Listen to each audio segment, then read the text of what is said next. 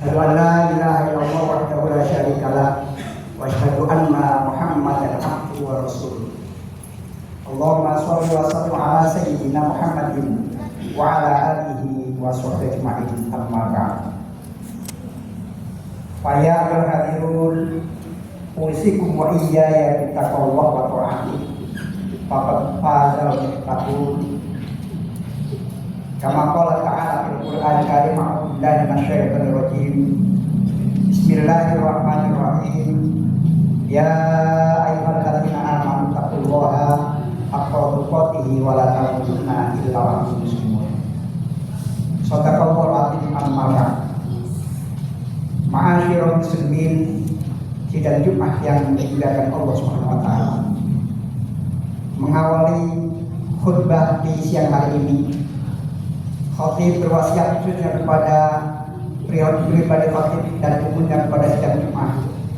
Mari kita senantiasa meningkatkan kualitas takwa kita kepada Allah dengan patuh menjalankan apapun yang diperintahkan oleh Allah Subhanahu wa taala, dan seberat apapun perintah itu maka kita laksanakan, serta kita berusaha semaksimal mungkin untuk menjauhkan diri dari apa yang dilarang oleh Allah Subhanahu wa taala, dan seringan apapun larangan itu mari kita tinggalkan, dengan harapan kita melaksanakan perintah Allah dan menjauhkan dari apa yang dilarang oleh Allah, maka kita akan menjadi pribadi yang muttaqin di sisi Allah Subhanahu wa taala. Hadirin yang dirahmati Allah, dalam penggalan ayat Al-Quran, Allah perintahkan kepada kita untuk senantiasa berdoa, untuk senantiasa memohon, meminta kepada Allah Subhanahu wa taala terkait untuk apapun hal yang kita hajatkan, ataupun yang kita inginkan, ataupun bahkan untuk kebahagiaan kita dunia dan akhirat kita. Sebagaimana Allah nyatakan, ud'uni astajib lakum. Berdoalah kalian kepadaku, niscaya akan aku kabulkan. Ini bagian dari perintah Allah, menjadi sebuah keniscayaan untuk kita semua. Kenapa ini menjadi sebuah keniscayaan? Orang yang meninggalkan doa, orang yang meninggalkan permohonan, permintaan kepada Allah adalah termasuk orang-orang yang sombong. Karena siapalah kita tanpa ada maknanya Allah Subhanahu wa taala, tanpa ada pertolongan dari Allah Subhanahu wa taala. Oleh karenanya jamaah yang dirahmati Allah, doa bagi umat Islam, bagi orang muslim adalah senjata. Ad-du'a'u silahul mu'min. Doa adalah senjata bagi orang Islam.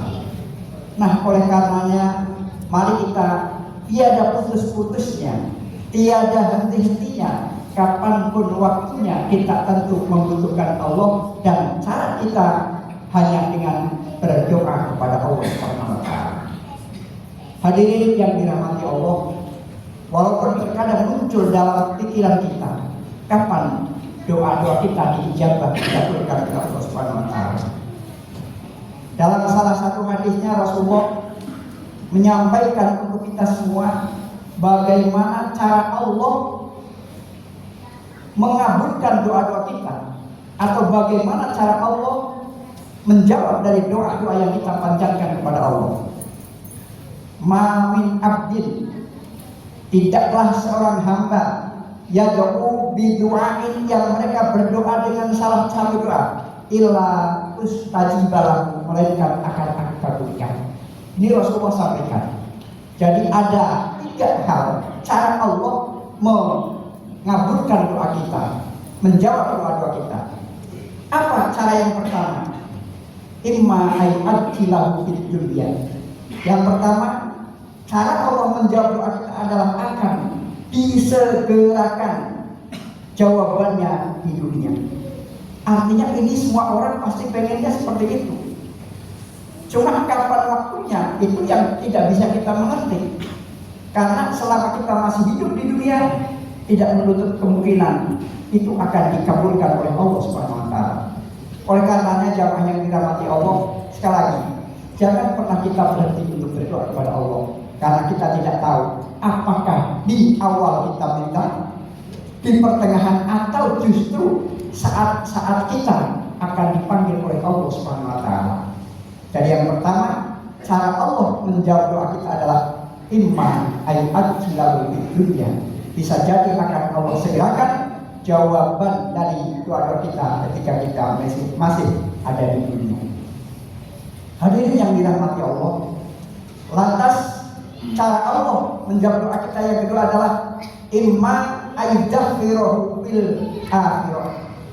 Yang kedua, tidak dijawab di dunia, tapi doa-doa kita Allah jadikan simpanan berupa pahala yang kelak akan Allah berikan ketika ada di akhirat. Ini jamaah yang dirahmati Allah yang tanpa kita sadari, ketika kita nanti sudah ada di alam akhirat, sudah berkumpul, tahu-tahu ada malaikat disuruh oleh Allah untuk menyampaikan kepada kita ketika kesabaran berdoa tapi tidak dikabulkan di dunia, diberikan berupa pahala. Bahkan di saat seperti ini, di saat kita diberikan berupa pahala tadi, orang yang ada di kanan, di kiri kita itu bertanya, apa yang malaikat bawakan untukmu?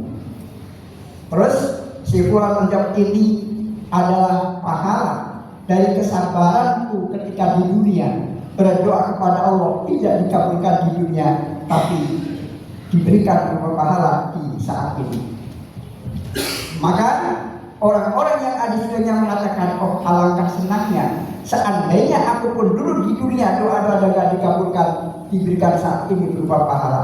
Artinya diberikan sok keringanan ketika kita punya banyak dosa, ditutup dengan pahala-pahala kesabaran kita ketika kita berdoa kepada Allah Subhanahu wa taala. Hadirin yang dirahmati Allah, itu yang kedua, jawaban dari Allah adalah akan diberikan berupa pahala yang akan diberikan di akhirat.